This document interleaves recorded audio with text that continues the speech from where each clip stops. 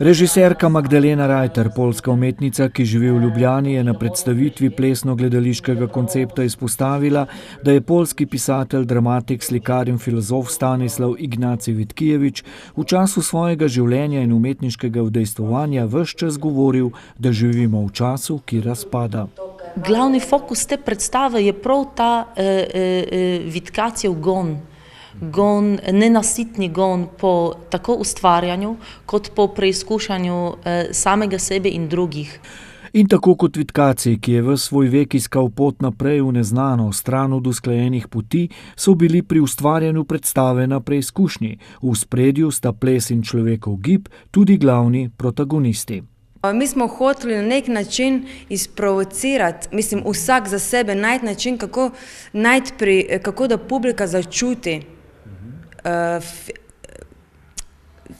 to čisto fizičnost telesa, ne? In kako priti do tega. Anton Podbevšek Teater je pri nas trenutno edino profesionalno gledališče, ki v svoj proces delovanja načrtno vključuje plesno-gledališke forme. V vsakem primeru pa mislim, da je plesno gledališče ena čisto specifična oblika, ki vsakemu gledališkemu poduzetju da eno popolnoma novo normo in formo izumljanja in raziskav. Ljubitelji sodobnega plesnega gledališča bodo vsekakor prišli na svoj račun, saj predstava ponuja odgovor, kaj lahko prinaša združitev dveh teles v želji odkrivanja človeških zmožnosti.